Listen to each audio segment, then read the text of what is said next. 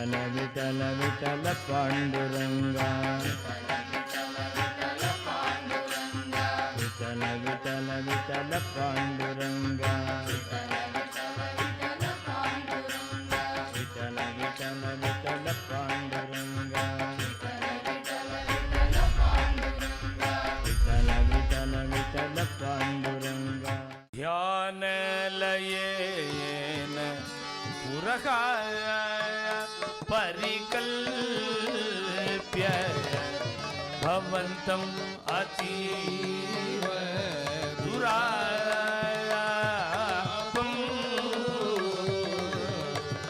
विलपति हसति विषीदति रोदिति सञ्चति मुञ्चति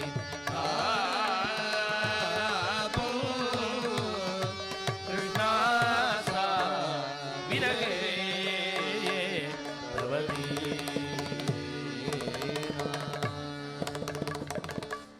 ராதாம் ஹிருதயே ஆதாய தத்யாஜம் விரஜசுந்தரிகின்னு 7வது அஷ்டபதியில் சொல்றார். கம்சாரிரபி சம்சார இதஸ்ததஸ்தாம் மனுசத்ய ராதிகம் கம்சாரிரபி சம்சார வாசனாபத்த சிருங்கலாம் ராதாம் ஆதாய ஹிருதயே. கிருஷ்ணனுடைய தியானம் என்னன்னா ராதையை தான் தியானம் பண்றார். இந்த சரணத்துல சகி சொல்றா ராதை என்ன பண்றா தெரியுமா? தியான லயேன புரகா பரிகல்பிய பவந்தம்.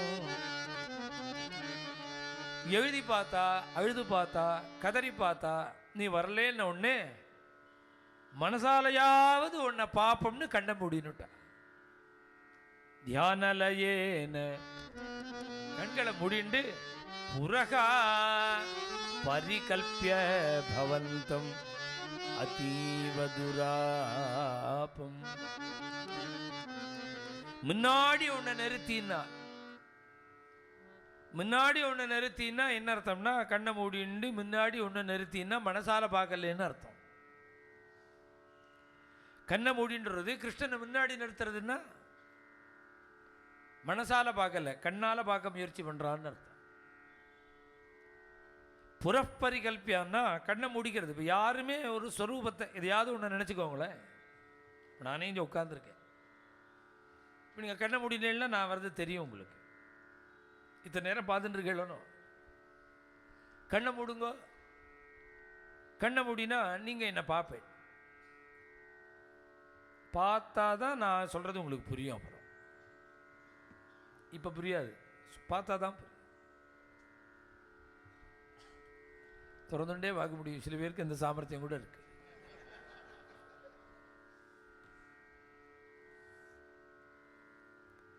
கண்ணை மூடினா இப்போ நான் என்ன மேடையில் பார்த்ததை பார்க்க முடியும்.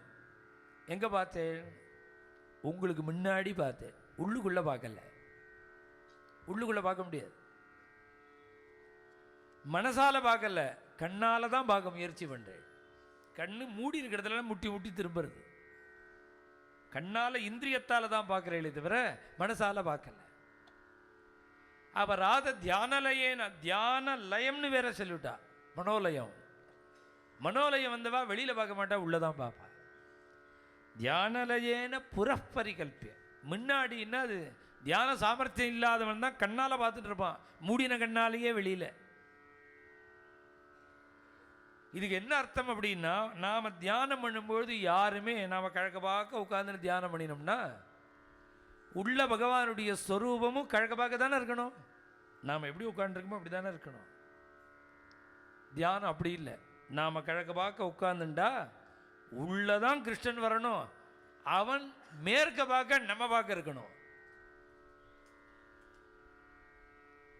புறப்பரிகல்பியா தியானலயேன புரஹா பரிகல்பியா.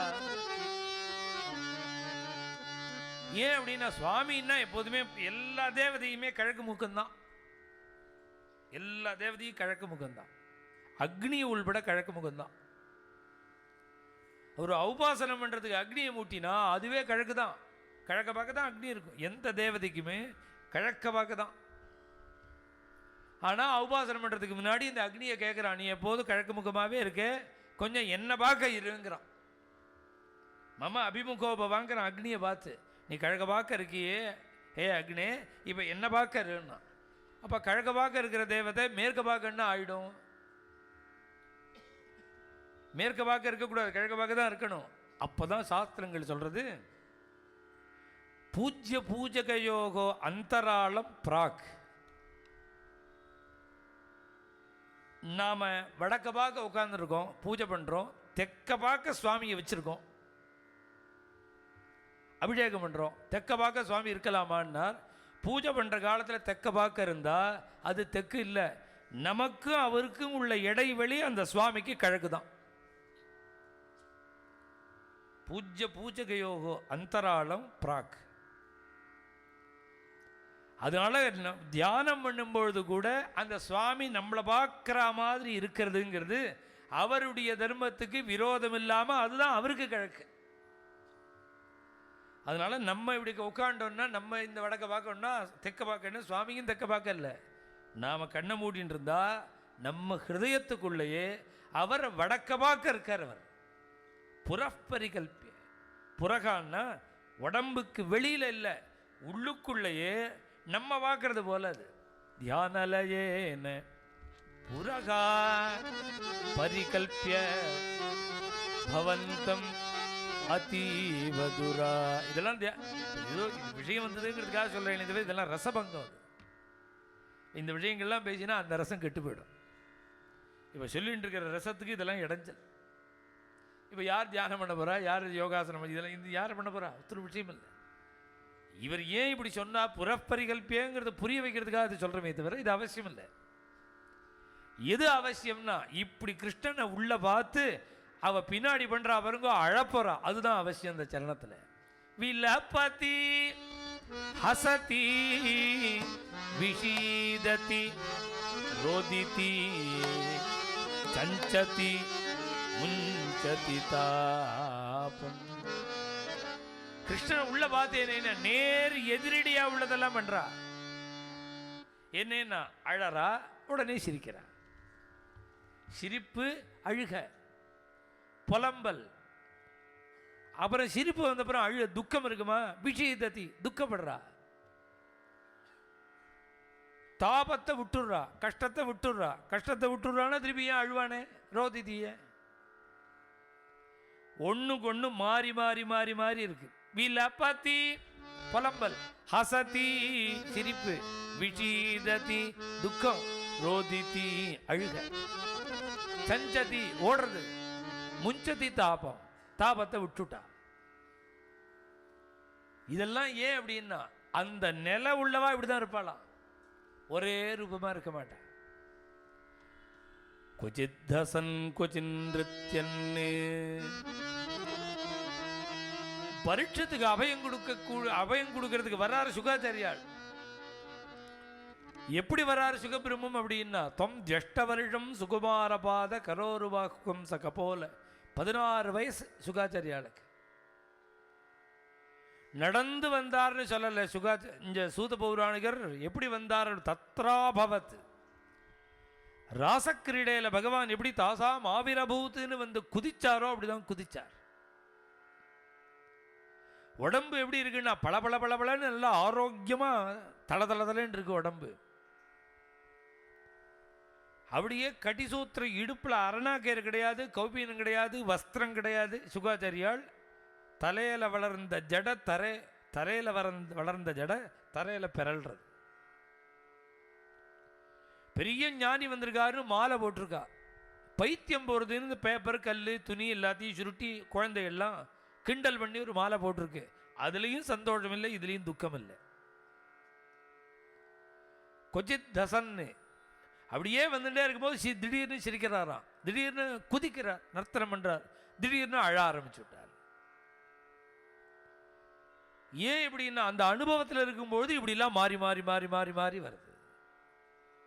விரகத்தில் அனுபவத்தில் சிரிப்பு வருது, அழுக வருது, சந்தோஷம் வருது, துக்கம் வருது, மாற்றி மாற்றி தானே வருது.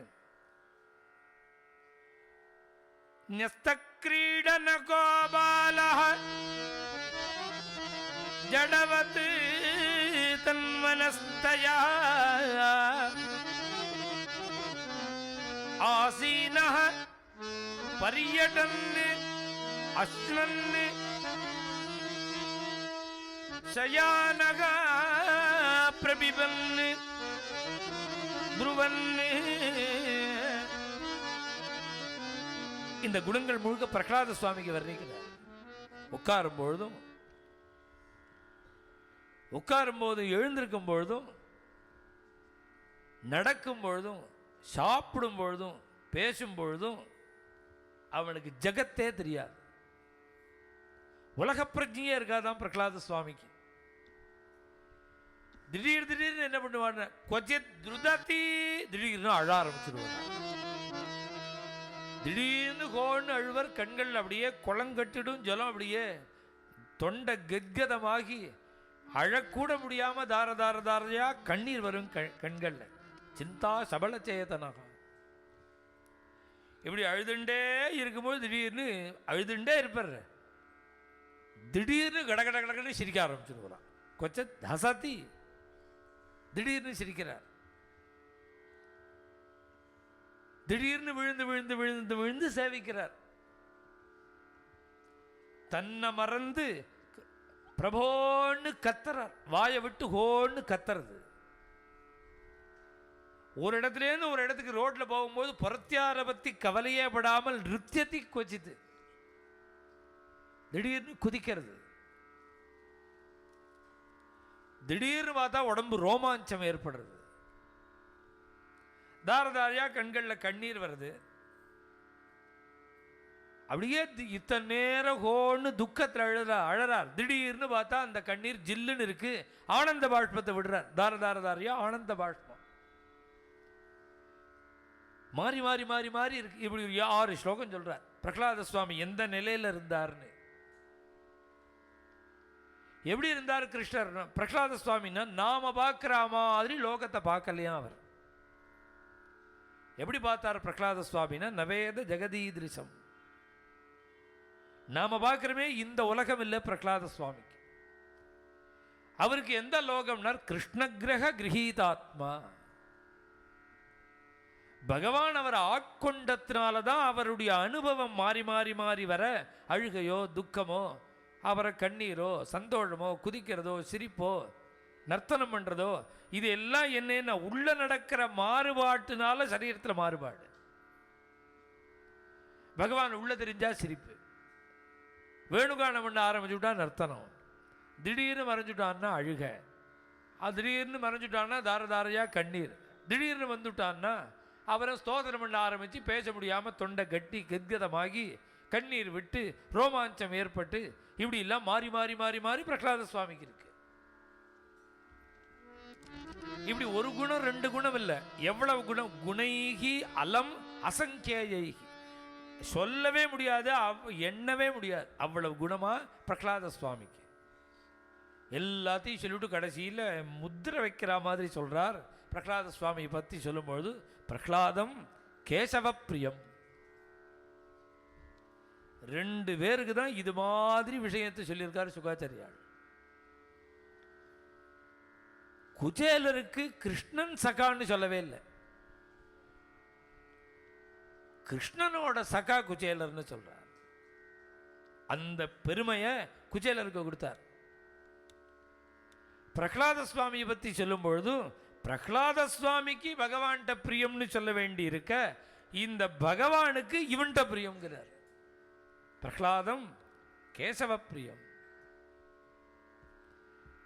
ஏன் அப்படின்னா இப்படி இல்லாம ஒரு அனுபவத்தில் பகவத் பக்தியில பிரேமையில இருந்தா பகவானுக்கு ஏன் பிடிக்காம போகும்? இப்படி இருந்தா பகவானுக்கு என்ன எப்படி பிடிக்கும்னார். மத்பக்தி யுக்தா புவனம் புனாதிங்கிறார் உத்தவர்கிட்ட. இது மாதிரி ஒரு பக்தன் இருந்துட்டான்னா அவன் எனக்கு போருங்கிறார். கோடி பேர் வேண்டாம், 100 கோடி பேர் வேண்டாம், இப்படி பிரேமையோட ஒரே ஒரு பக்தன் போருங்கிறார். மத் பக்தி யுக்தா ஏகவசனம் தான். இது மாதிரி 100 பேர் கூட பக்தாள் வேணுங்கிற அவசியம் இல்லை. ஒரு பக்தன் இருந்தா போரும். அவன் இருக்கிறது யாருக்கும் தெரிய வேண்டிய அவசியம் கூட இல்லை. அவன் ஒரு பக்தன் இருந்தாலே இந்த லோகம் முழுக்க பவித்திரமாயிடுங்கிறார். மத்பக்தி யுக்தா புவனம் புனாதி. உத்தவர்கிட்ட சொல்றார். இதெல்லாம் பகவான் வாக்குனால பின்னாடி உத்தவர்கிட்ட என்னெல்லாம் பக்தியினுடைய அந்த ரோமாஞ்சமோ கத்கதமோ வாத் கத்கதா திரவதே எஸ்ஸித்தம் ருதத்யபீக்ஷணம் எதெல்லாம் சொல்கிறாரோ, எப்போது கத்கதமாகிறது, ரோமாஞ்சம் ஏற்படுறது, கண்ணில் கண்ணீர் வருது, ஸ்தோத்திரம் பண்ணுறது, பேச முடியாமல் போகிறது, சொக்கி போகிறது, மயங்கி விழுறது, அழறது, கதறது, இது மாதிரி இருக்கிற பக்தாள் ஒத்தர் கிடைக்க மாட்டாரான்னு பகவான் ஏங்குவனா. பாக்கி எல்லா இடத்துலையும் எப்படின்னா அர்த்தார்த்தி தானே எல்லாருமே. அது வேணும் இது வேணும்னு தானே கேட்க போகிறான். சுத்தமாக பிரேமையோடு இருக்கிறவன் பகவானை கூப்பிட்றவன் கோட்டியில் ஒத்தர் தானே. அதனால பகவான் சொல்கிறான், இப்படி பக்தி இருக்கிற பக்தன் ஒத்தன் ஜகத்தை முழுக்க பவித்திரமாக்கிடுவான். மத்பக்தி யுக்தா புவனம். எத்தனை கோடி பக்தாளை நாம் சொன்னாலும் இத்தனை கோடி பக்தாளுக்கு மார்க்கதரிசி இந்த பிரேம பக்தியை ஜகத்துக்கு கொடுக்கறது ராதை தான். விலபதி ஹசதி விஷீததி ரோதிதி சஞ்சதி முஞ்சதி தாபம். தாபத்தை விட்டுவிட்டாள்னு என்னமா சொல்றா? மேல தாபத்தெல்லாம் சொல்ல போறா. அடுத்த சரணமும் இருக்கு, அடுத்த ஸ்லோகம் இருக்கு, அடுத்த அஷ்டபதி இருக்கு. முஞ்சதி தாபம்னு ஏன் சொன்னா அப்படின்னா, கிருஷ்ணன் இன்னும் கொஞ்ச நேரத்தில் வந்துட போறான்னு நினைச்சுன்னு கண்ணெல்லாம் தொடச்சுன்னு தயாரா இருக்கலாம் அவனை எதிர்கொண்டு அழைக்கிறதுக்கு. முஞ்சதி தாபம் சஞ்சதி. இத்தனை நேரம் தியானம் பண்ணிட்டு தானே உட்காண்டிருந்தா, தியான லையேன்னு உட்காந்து எழுந்துண்டு அப்புறம் இந்த பக்கமும் அந்த பக்கம் போயிட்டு போயிட்டு வராலாம். இதோ கிருஷ்ணன் வந்துட்டே இருக்கான்னு தாபத்தை விட்டுவிட்டு சஞ்சதி முஞ்சதி தாபம். தியான ஸ்ரீ ஜய தேவ பணித மிதம் யதி மனசாய நடனி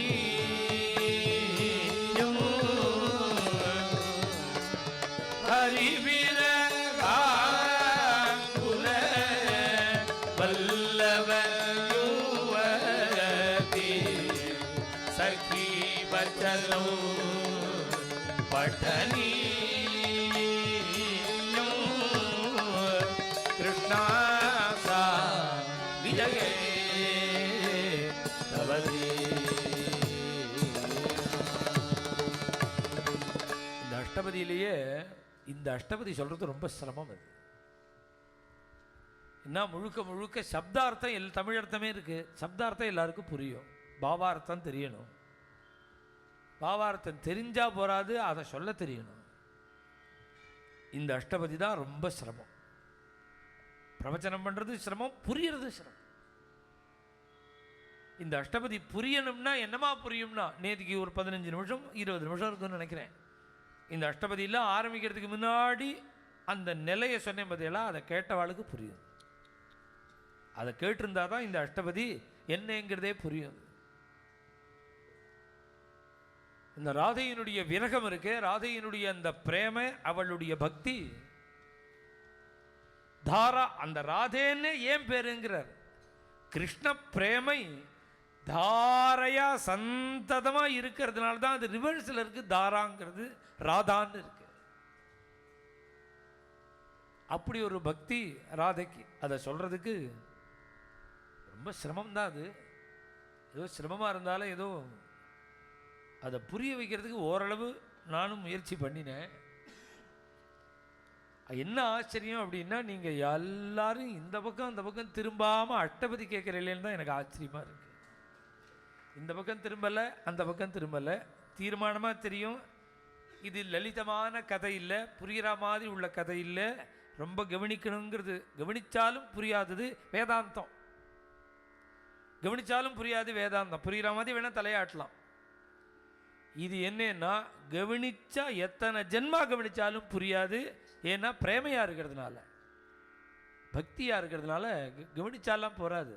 அது ஏதாவது உள்ள கிஞ்சிது இருக்கணும். உள்ளுக்குள்ள கொஞ்சம் இருந்தால் வேணா ருச்சி வருமே தவிர இல்லைன்னா சாத்தியம் இல்லை.